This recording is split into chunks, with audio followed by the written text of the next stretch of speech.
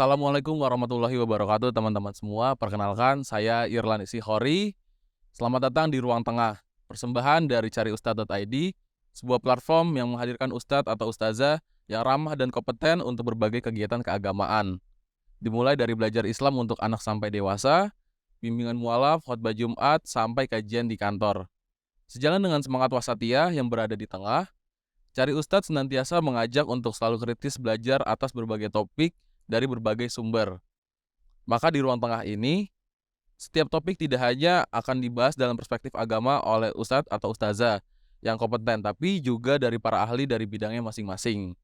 Hari ini kita akan membahas topik yang seru banget dan sering ditanya di fitur Tanya Ustadz pada platform Cari Ustadz, yaitu menyikapi tren healing masa kini. Sebelum kita mulai video kali ini, saya ingin memperkenalkan dulu narasumber kita. Yang pertama yaitu ada Ustadz Saifullah MA dari Cari Ustadz.id. Assalamualaikum Ustadz. Waalaikumsalam warahmatullahi wabarakatuh. Apa kabar Ustadz? Alhamdulillah sehat. Alhamdulillah. Mas Puasanya? Mas Dilan sehat juga dong? Alhamdulillah sehat juga. Puasanya lancar Ustadz? Alhamdulillah masih lancar. Semoga lancar sampai akhir ya Pak Ustadz. Amin amin, mohon doanya semuanya. Amin amin. Oke. Yang kedua, narasumber yang kedua ada Bu Rahmatina Espesi, MPesi Psikolog, psikolog dari Halodoc. Halodoc merupakan platform kesehatan yang memudahkan kita untuk mendapatkan berbagai layanan kesehatan, mulai dari chat dengan dokter, toko kesehatan, hingga buat janji medical check up dengan layanan home lab yang membuat kita lebih tenang menjaga kesehatan kita dan orang tersayang. Assalamualaikum Bu Rahma. Waalaikumsalam warahmatullahi wabarakatuh. Apa kabar Bu Rahma? Alhamdulillah luar biasa. Semoga kita Alhamdulillah. semuanya dalam lindungan Allah. Amin, amin, amin. Gimana Bu Rahma, puasanya masih lancar? Alhamdulillah lancar sampai sekarang. Alhamdulillah, semoga sampai seterusnya ya Bu, Amin, lancar. amin, insyaallah. Oke, jadi teman-teman, kita hari ini mau membahas topiknya yaitu menyikapi tren healing masa kini. Nah, jadi Bu Rahma, Pak Ustadz, jadi kan di masa muda ini nih healing nih lagi jadi tren topik banget nih gitu kan. Banyak yang dikit-dikit healing ke Ubud gitu kan. Yang mungkin abis ujian akhir atau abis overwork gitu kan ya kan bahasanya, jadi pada healing lah gitu. Nah, saya ingin menanyakan beberapa pertanyaan nih buat Bu Rahma dan Ustazah dan Pak Ustadz. Yang pertama buat Bu Rahma dulu. Apa yang dimaksud dengan healing dalam pengertian psikologis? Healing dalam arti psikologis ya. Ya. Sebenarnya healing itu adalah suatu proses penyembuhan atau pemulihan diri kita secara psikologis, atau juga bisa dibilang pemulihan diri dari kelelahan atau dari sesuatu yang membuat kita tidak nyaman dalam keseharian. Jadi mungkin sekarang healing itu artinya jadi beda ya, jalan-jalan gitu kan, atau kita melakukan kegiatan gitu kan, sepertinya bukan seperti itu ya untuk healing. Oke, jadi berarti healing tuh bukan harus ke Bali ya? Bukan. Iya. Soalnya gitu, jadi teman-teman tuh kira tuh healing harus ke Ubud gitu, harus ke Bali, berarti nggak gitu ya Pak? Bukan seperti itu. Oke, selanjutnya buat Ustadz, adakah konsep healing dalam Islam? Healing ya? Iya. Healing kalau dengar penjelasannya Bu Rahman, itu kan proses penyembuhan. Kalau penyembuhan itu kan berarti kita lihat dulu nih, siapa yang mau sembuh? Manusia kan? Bener. Manusia itu mesti disadari ya untuk kita semua, bahwasanya manusia ini bukan hanya terdiri dari fisik, dari tubuh biologis gitu, tapi juga ada unsur lain.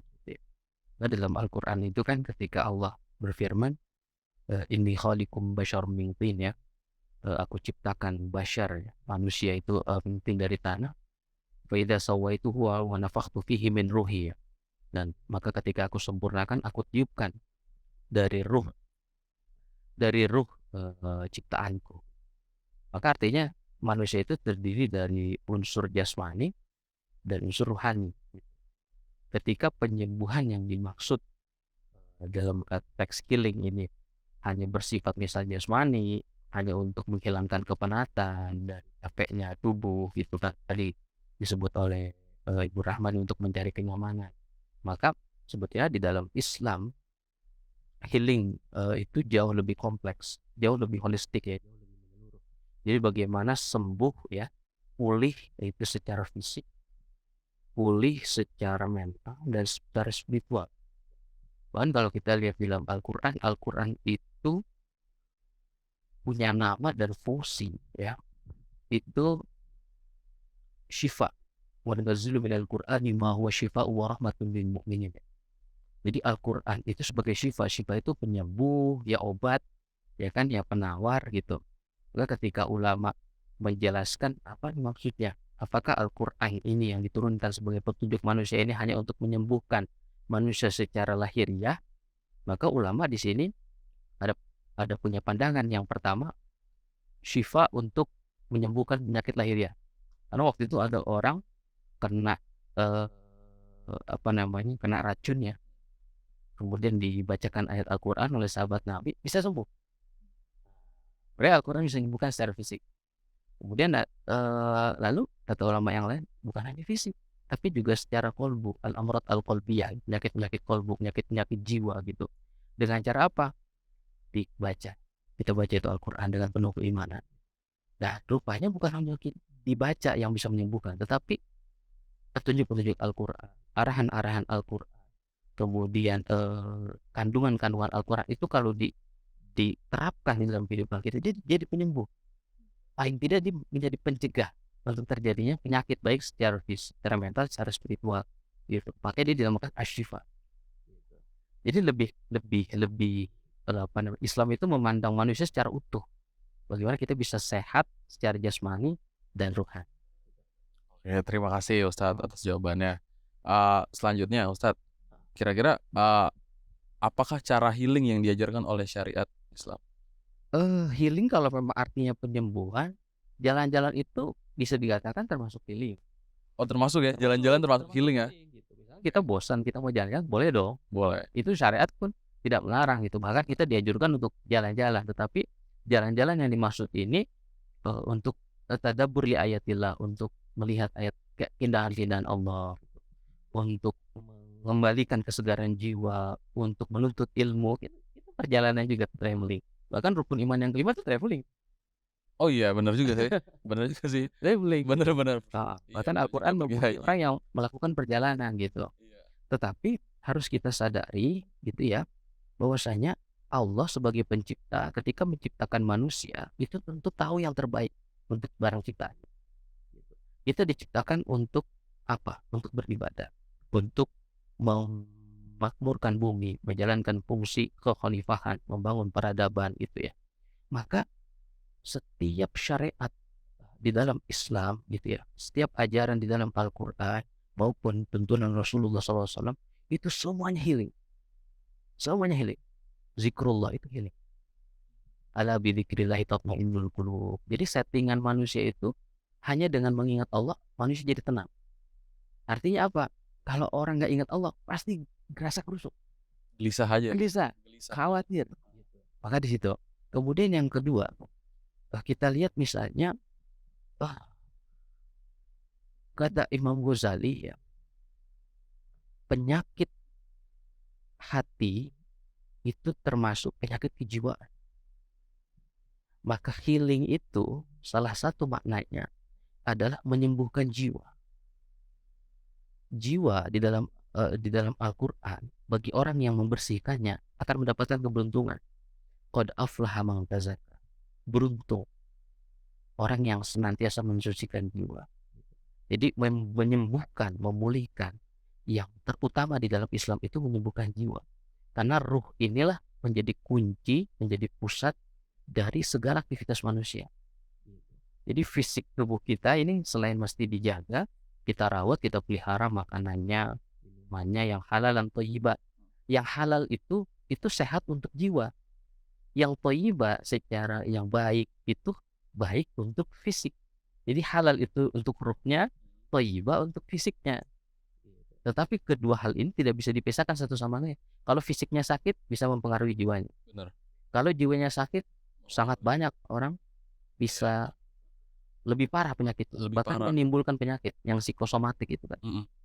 Penyakit yang disebabkan oleh gangguan kejiwaan dan lain sebagainya.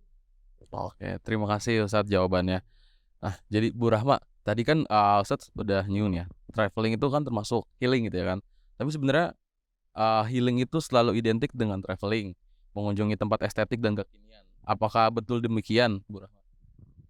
Sebenarnya untuk traveling itu bisa juga termasuk untuk healing ya, tapi tidak selalu, tergantung sama tujuan kita gitu ya.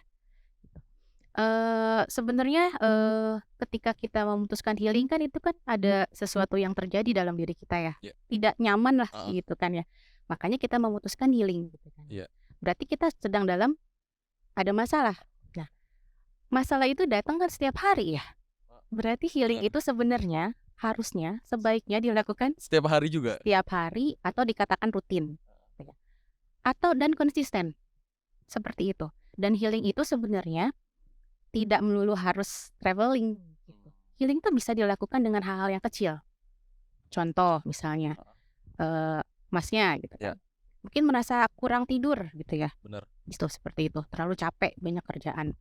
Healingnya tuh cukup aja dengan tidur teratur gitu ya, itu sudah healing. Kan tadi arti healing adalah menyembuhkan diri. Ya, Ya, benar. atau memulihkan diri, itu cukup. Seperti Oke, itu. jadi nggak perlu repot-repot ke tempat-tempat estetik gitu ya? Sebenarnya bisa juga Iya. selama memang tujuannya sampai gitu ya. Dengan misalnya dengan traveling, itu memberikan dampak positif kepada emosi kita gitu ya, pikiran kita, perilaku kita, itu bisa. Sehingga nanti ketika kita kembali lagi berrutinitas Iya. gitu ya, kita bisa lebih berpikiran positif nih. Kita bisa lebih mudah nih, mencari solusi masalah kita. Iya. Gitu, dan kita bisa lebih siap nih, untuk menghadapi masalah gitu kan. Seperti itu. Jadi Bener-bener. banyak investasi energi positifnya di situ. Oke, Iya. benar. Tapi sebenarnya dengan tidur yang ini aja maksimal aja cukup ya, Bu Rahma? Iya, iya itu. Oke. Kalau ke tempat estetik kan buat nutrisi Instagram, Bu, sebenarnya. Oh iya. Biar di feed bagus Iya aja ya, sebenarnya iya sih gitu. biar terus selalu ini ya ikut tren gitu ya. Iya, benar, biar nggak FOMO aja gitu. Iya, oke.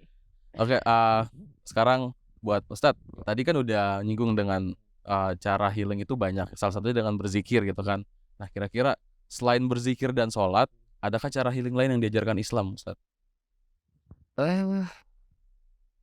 Banyak ya.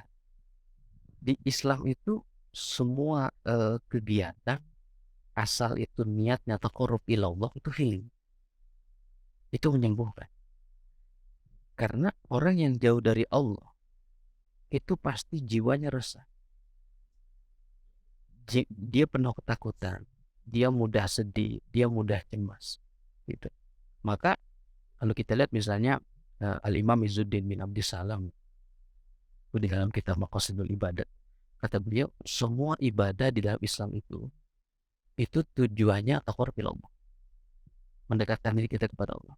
Nah, semua pendekatan diri kita kepada Allah itu proses penyembuhan. Karena orang yang jauh dari Allah pasti sakit.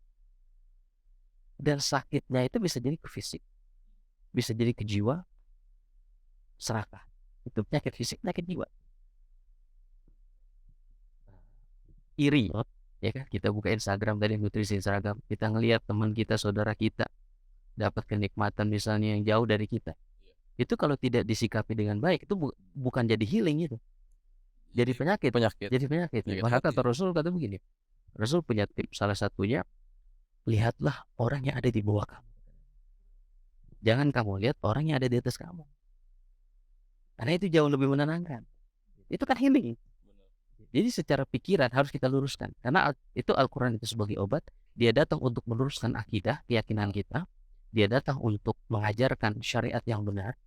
Dan semua syariat itu ditujukan untuk kebaikan manusia. Salah satunya untuk menyembuhkan. Dan yang ketiga, bagaimana manusia bisa berakhlak dengan baik. Dan akhlak yang buruk itu penyakit, harus disembuhkan. Jadi healing itu jangan cuma sekedar jalan-jalan, tapi bagaimana kita bisa memperbaiki akhlak. Dan jangan lupa, itu boleh kita jauh jalan-jalan kemana-mana, tapi jangan putus silaturahmi sama keluarga. Kita lebih baik healing datangin keluarga kita sambung silaturahmi. Jadi silaturahmi lebih.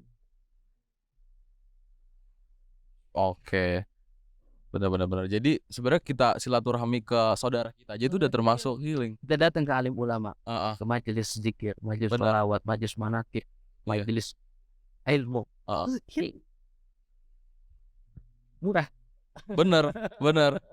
Murah dan dekat lagi. Dekat. Oke, terima kasih Ustadz jawabannya. Sekarang Bu Rahma, saya mau nanya lagi nih Bu. apa saja kegiatan yang dilakukan untuk healing? Untuk melakukan healing itu sangat mudah dan murah ya, mungkin tadi kata Pak Ustadz ya, kan. Benar. Kalau ternyata mungkin tadi ya, healing itu kan bersifat ada ya dari emosinya, pikirannya, juga perilaku.